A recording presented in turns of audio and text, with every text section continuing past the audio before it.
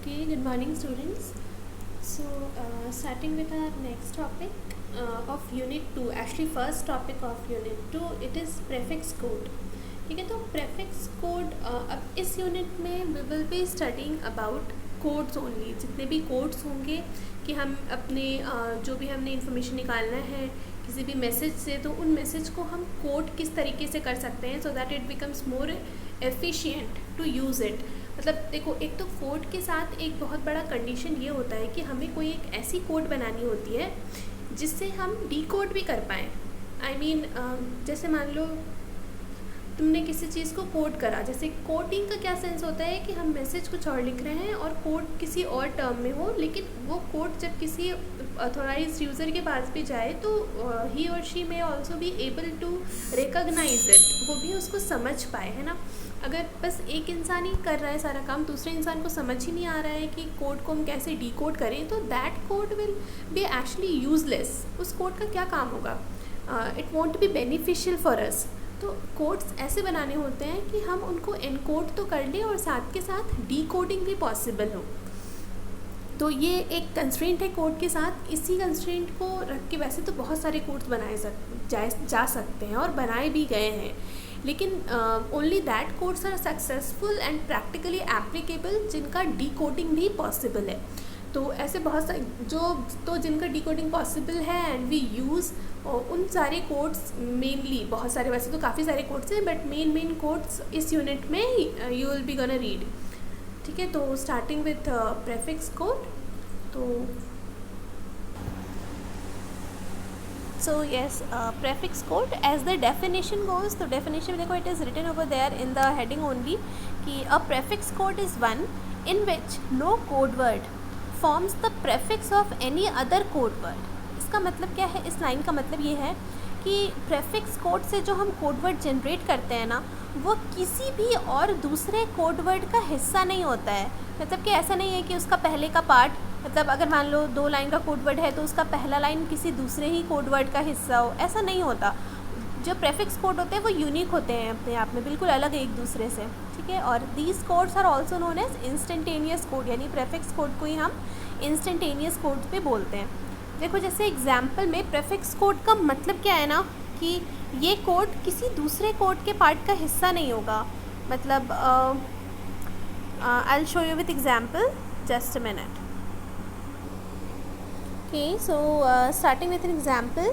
सबसे पहले ना मैं दिखाना चाहती हूँ कि इसकी याद है, इसके पहले टॉपिक में I have told you about fixed length codes FLC and variable length code.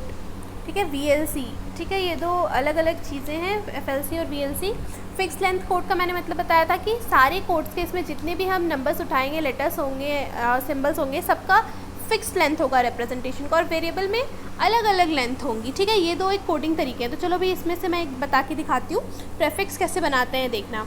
तो सबसे पहले मान लिया कि हम A से H तक का लेटर्स ले रहे हैं. ठीक है, चलो मैं लिख देती हूँ A B C D and E F G and H. ठीक है, चलो A को मैंने रिप्रेजेंट करा है 000 से, फिर ये 001 010 011 100 101 110 एंड 111.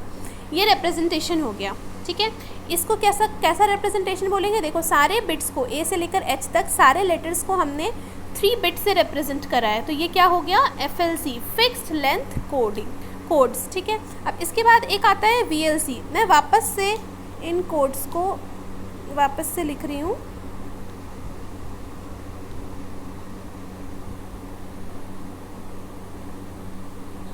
EFGH. ठीक है, चलो A को मैंने बना दिया 00, B is 010, C is 011, D is 100, E को चलो बना दिया 101.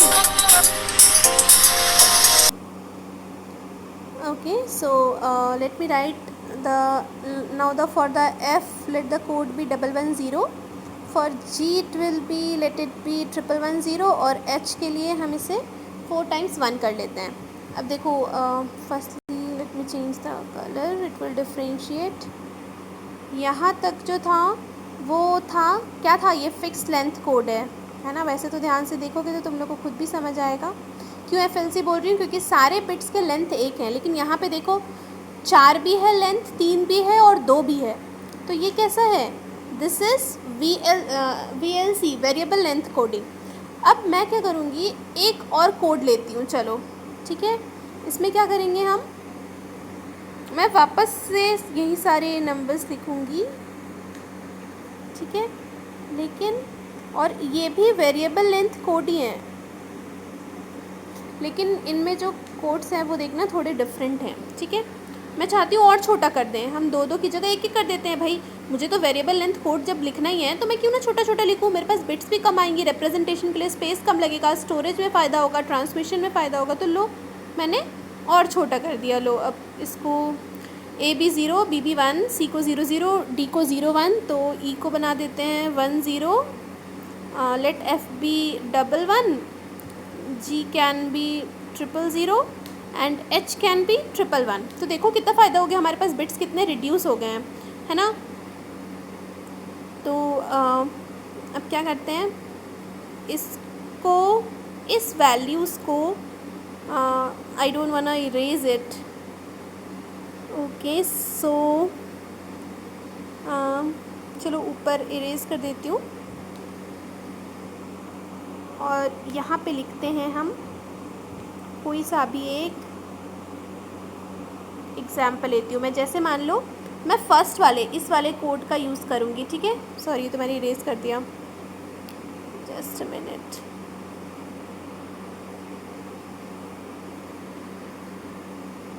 ये तो A है, लेट इट बी A। अब मैं क्या करूँगी ना, एक एग्जाम्पल ले रही हूँ। देखो एग्जाम्पल में क्या ले रही हूँ मैं, अ बैड कैब, ये एक एग्जाम्पल है, ठीक है।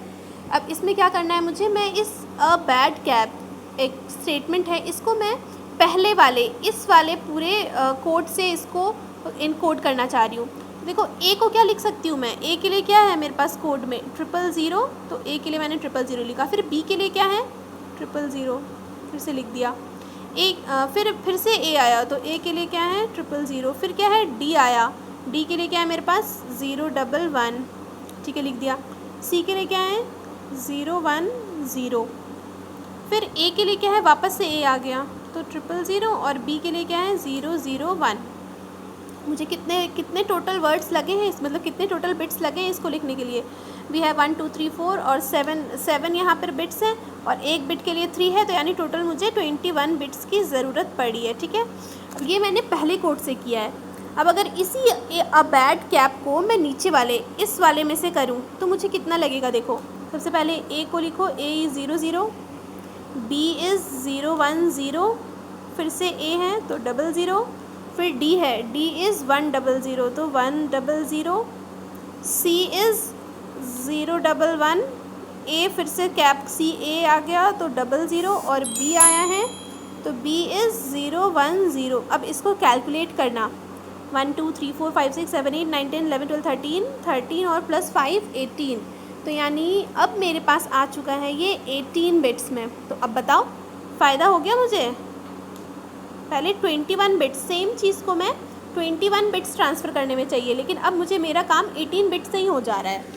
तो यानी VLC, अगर इसको नाम दे दिया मैंने VLC 1, तो ऑब्वियसली VLC 1 इज़ बेटर। अब चलो VLC 2 के लिए भी कोड करके देख लेते हैं। VLC 2 के कोड के लिए ना मुझे पहले वाला मिटाना होगा, ठीक है। तो आई एम इरेजिंग इट, लेकिन यू गाइस मतलब ध्यान रखना कि व्हाट्स हैपनिंग हियर। तो late me erase this. 21 bits लगे थे हमें पहले वाले के लिए, ठीक है, और नेक्स्ट वाले के लिए 18 बिट्स। अब हम दूसरे वाले से करके देखते हैं। अब इस VLC 2 से करके देखते हैं। फिर से हमें अब बैड क्या भी लिखना है, तो A विल बी, अब A सिर्फ 0 है, बढ़िया, बहुत ही बढ़िया, A सिर्फ 0 है। फिर B है क्या 1, wow, again A is 0, D is 0 1, C क्या है, C इज़ 0 0, और A क्या है 0, और B क्या है 1, ठीक है। तो अब देखो कितना फ़ायदा हो गया, इसको कितने बिट पे रिप्रेजेंटेशन हो रहा है मेरा, 1 2 3 4 5 6 7 8 9 9 बिट्स। वाओ परफेक्ट है मतलब, तो 9 बिट्स तो बहुत ही अच्छा है। तो मतलब इस हिसाब से हमारा VLC 2 क्या हो गया, एकदम बेस्ट। लेकिन अब आते हैं मेन प्रॉब्लम पे। VLC 2 में हमारे पास 9 बिट्स तो है। अब ना मैं अब देखो ऊपर वाला जो फिक्स लेंथ कोड था उसको तो बिल्कुल ही हटा दो, क्योंकि बिल्कुल यूज़लेस है। मतलब ऐसा नहीं यूज़लेस नहीं है, इसका काम है जहाँ पर कि हमें टाइम कंस्ट्रेंट चलेगा पर हम पैटर्न्स को बिल्कुल यूनिफॉर्म बनाना चाहते हैं, वहाँ पर FLC यूज़ होता है। लेकिन उसके अलावा बाकी बहुत सारे मतलब मेनली मोस्टली हर जगह VLC वेरिएबल लेंथ कोडिंग ही यूज़ होता है। तो हम वेरिएबल लेंथ कोडिंग पर फ़िलहाल आ जाते हैं। तो मैं बाकी के ना फिक्स लेंथ कोडिंग को एक बार मैं इरेज कर देती हूँ, ताकि we will have some space here. VLC 1 को तो रहने देते हैं, बाकी let me erase all these things.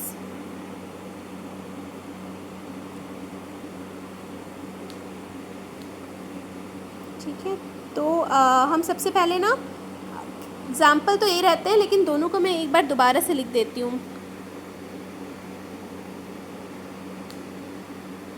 तो चलो इसको वापस से कोड कर लेते हैं। बैट कैप को एक बार VLC 1 में अगर मैं कोड करूँगी तो मैं क्या लिखूँगी, A is 0 0, B is 0 1 0, again A is 0 0, D is 1 0 0, C is 0 1 1, A is 0 0 and then B is 0 1 0।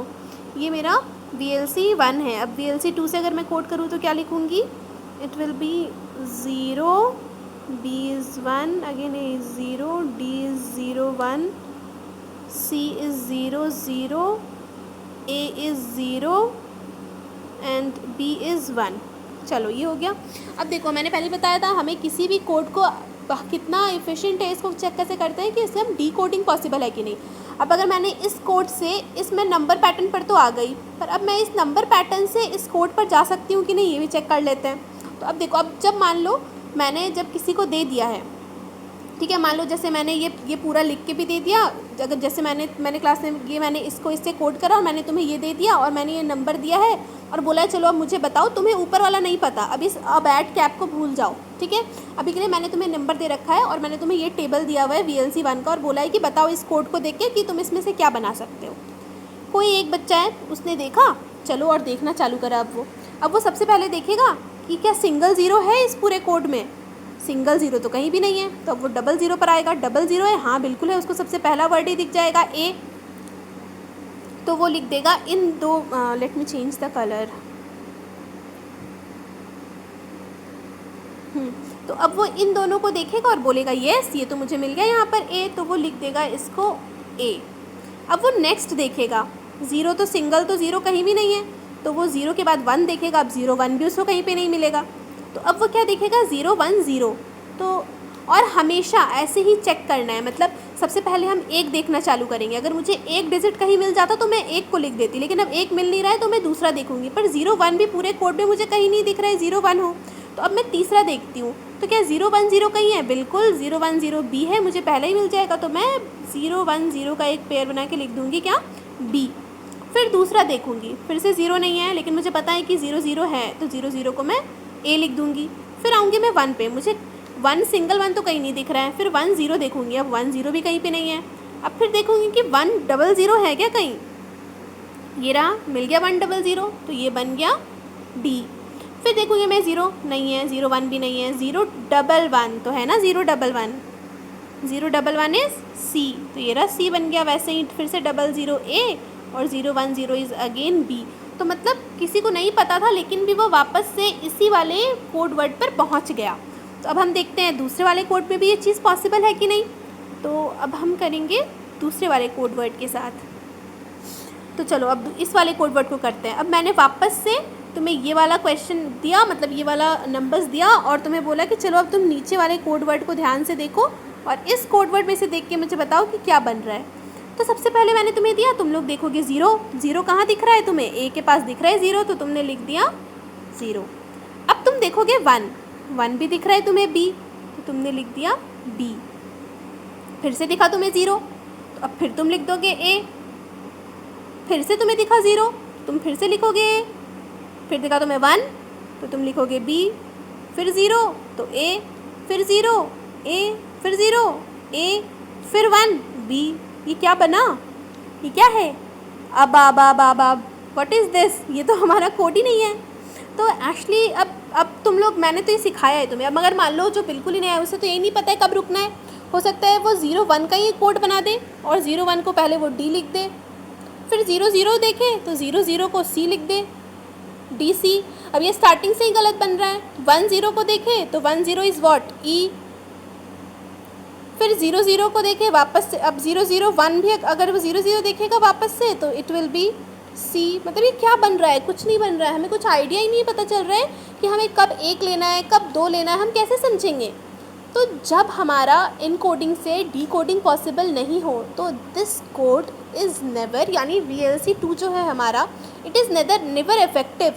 जिस कोड को हम डीकोड नहीं कर पाए ना, that code can not be used. और ये कोड कैसा कोड है? जो VLC1 था हमारे पास, इससे हमें परफेक्ट आउटपुट मिल रहा है। तो ऐसे कोड जिसका ना आपस में एक दूसरे, जैसे इस 0 का, अब जैसे मान लो ये वाला कोड है 1-0, इस 1-0 का जो 1 पार्ट है that is already a part of B. लेकिन इस कोड में तुम कोई सा भी एलिमेंट उठा के देख लो, कोई भी किसी और कोड का पार्ट नहीं होगा। मतलब जैसे देखो ई में अगर 1-0-1 है तो इसका पहले का 1-0 किसी में आया ही नहीं होगा। देख लो कहीं भी 1-0 नहीं आ रहा है, 1-0 इसी में पहला है। ऐसे कोड्स को जिसका कि एनकोडिंग से डिकोडिंग पॉसिबल हो और कोई भी पहला पार्ट किसी भी दूसरे कोड वर्ड का हिस्सा ना होता है, उसको हम बोलते हैं प्रेफिक्स। तो this is about the prefix code. ठीक है, इसी एग्जाम्पल को यहाँ पे I have illustrated it again.